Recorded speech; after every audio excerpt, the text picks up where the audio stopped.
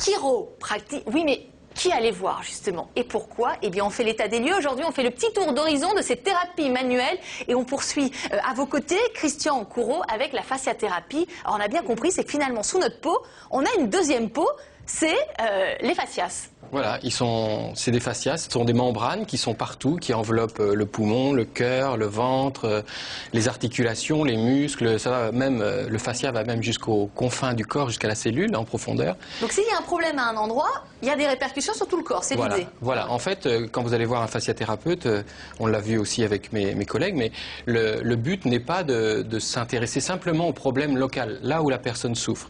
Mais à travers les fascias, ces tissus qui sont partout dans le corps, on va commencer à dérouler, à lire un petit peu toute l'histoire de la pathologie qui s'est construite au fil du temps.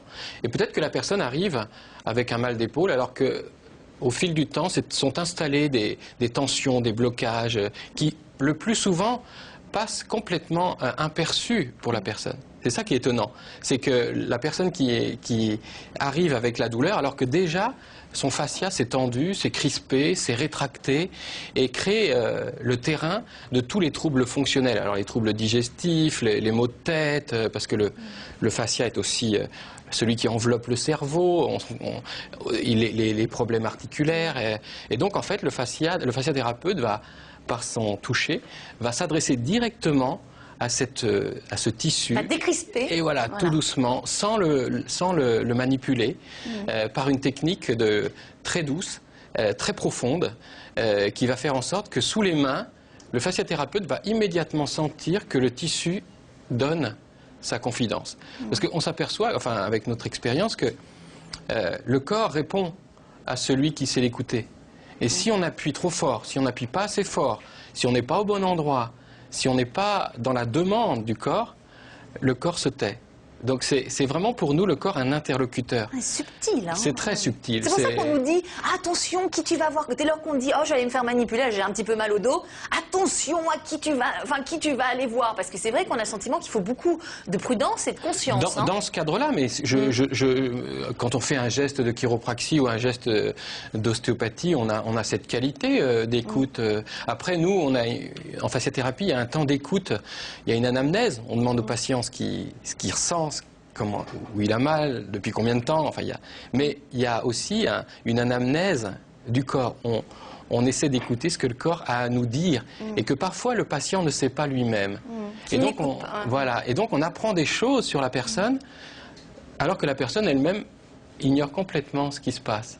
Allez, on va passer de la théorie, on va passer à la pratique, découvrir justement cette toile d'araignée tissée sous notre peau et qui gère tout le fonctionnement de notre corps. Reportage Valentina Tossi.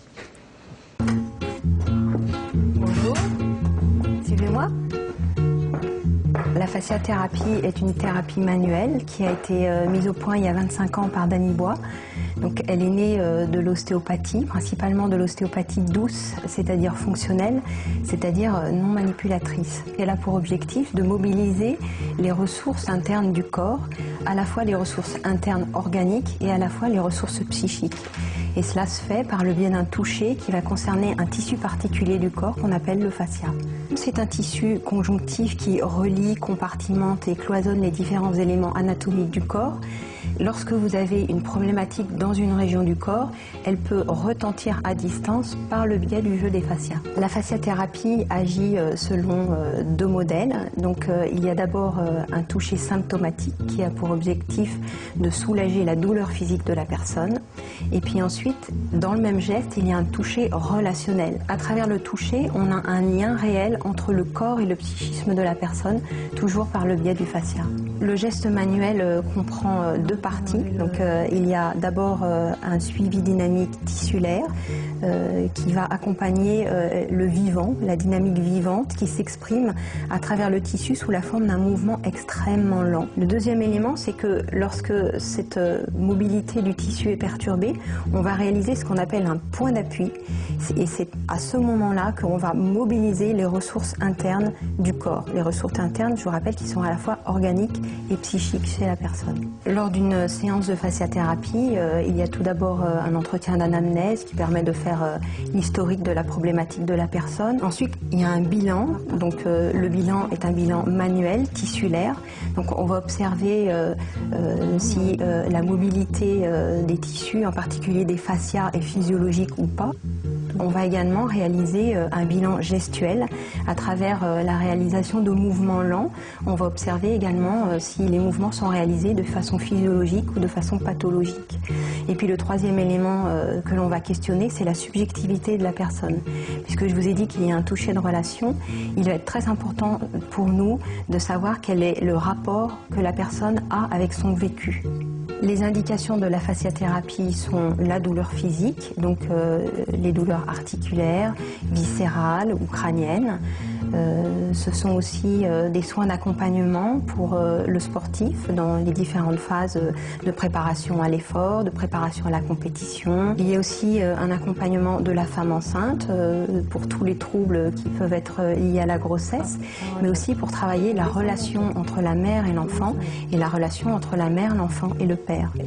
Il y a aussi des soins d'accompagnement pour les enfants avec par exemple les troubles de l'hyperactivité. Et puis je dirais aussi que la fasciathérapie est très intéressante comme soin de support, en particulier en cas de maladie chronique ou de maladie cancéreuse. La fasciathérapie a un effet très bénéfique sur tout ce qui est gestion du stress, fatigue, déprime, et permet à une personne par exemple de retrouver sa motivation, de relancer sa vitalité, de se relancer dans ses projets.